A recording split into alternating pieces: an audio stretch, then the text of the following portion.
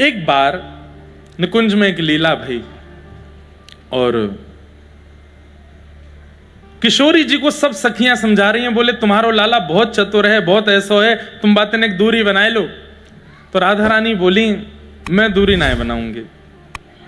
तो बोले एक लीला करके देखें, अगर या लीला में तुम्हारो कन्हैया सफल है गयो तो फिर हम आज के बाद वचन दे के कह रही हैं कभी शिकायत नहीं करेंगी। वाकई किशोरी जी बोली कहा लीला? तब किशोरी जी की कोई भी लीला संपादित होती है उसमें विशेष भूमिका निभाती हैं श्री विशाखा जी। ऐसी अष्ट सखियों, अभी बरसाना का उत्सव पूरा जो आ रहे हैं उनके लिए अच्छा है, जो नहीं आ रहे हैं वो देखना सुनना जरूर। वहाँ अष्ट सखियों की वार्ता, सबके विषय की बहुत गोपनीय रहस्य जो मंच से बोलने भी नहीं चाहिए, मैं उनको भी बहुत ढक ढक करके थोड़ा थोड़ा कहूंगा ताकि जो योग्य हैं उनको प्राप्त हो। अयोग्यों के लिए तो भैया फिर कहाँ जाएंगे, इसलिए वो कथा जरूर सुनना। तो किशोरी जी की जितनी भी लीला होती हैं उसमें अष्ट सखियों में जो सबसे थोड़ी बुद्धिमान अगर सखी कोई है, जिसको कहते हैं कि तनिक चतुर हैं, वो है विशाखा जी। तो विशाखा जी ने योजना बनाई, एक से कपड़ा, एक से कुंडल, एक से गहने, 100 काजल, एक से पत्रावली, एक से केश, एक से नूपुर, एक से चूड़ी, सब कुछ एक जैसा। अष्ट सखियों का और किशोरी जी का मतलब एक जैसा ही सब कुछ होगा। और वहां में ठाकुर जी को ढूंढ के बताओ इनमें किशोरी जी कहां हैं। अगर उनने किशोरी जी को देख के बताए दियो तो फिर हम किशोरी जी वचन दे रही हैं आज के बाद शाम सुंदर को वादना के बाद से हम कभी भी कुछ गलत नहीं बोलेंगे। किशोरी जी बोली वो पहचान जाएंगे। बोले हम देखें ना कैसे पहचानेंगे। अब आप इसमें एक बात विचार कीजिए कि अष्ट सखियां और राधा रानी में कोई विशेष अंतर नहीं है, एक जैसी दिखती हैं सब, बस किशोरी जी का श्रृंगार विशेष होता है इसलिए पहचान में आती है कि ये किशोरी जी हैं। एक जैसी चुनरी, एक जैसे कुंडल, एक जैसे सब श्रृंगार सब किए गए। और निकुंज में सब गोपियां खड़ी हो गईं, ठाकुर जी की प्रतीक्षा कर रही। अब ठाकुर जी के आवे की प्रतीक्षा तो बात की बात है, ये आपस में एक दूसरे से कह रही हैं अरे श्यामाजू आप तो बड़ी सुंदर लग रही हो। तो बोली मैं विशाखा हूं, श्यामाजू ना हूं, श्यामाजू तो पल्लंकु हैं। तो दूसरे अरे ललिता जी आप ही हो ना? बोले नहीं मैं श्यामाजू हूं। मतलब ललिता जी और सब एक जैसी दिख रही हैं, कोई इनमें अंतर नहीं। तब सबने कही बोले अब बढ़िया है, अब एक संग खड़ी है, जाओ उतने एक देर में श्याम सुंदर आवे वाले हैं और ने आज इनकी पतो चले कि ये पहचान पाएंगे नहीं।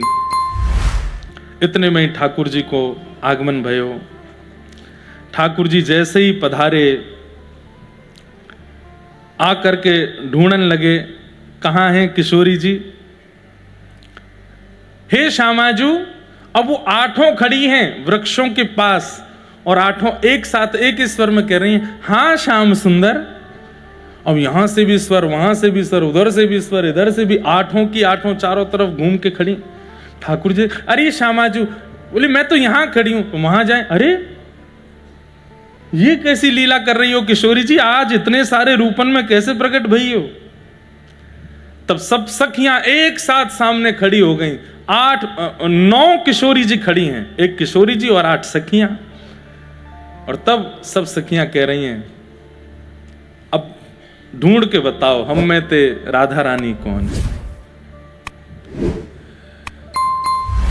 को वृषभानु किशोरी इन में, को वृषभानु किशोरी।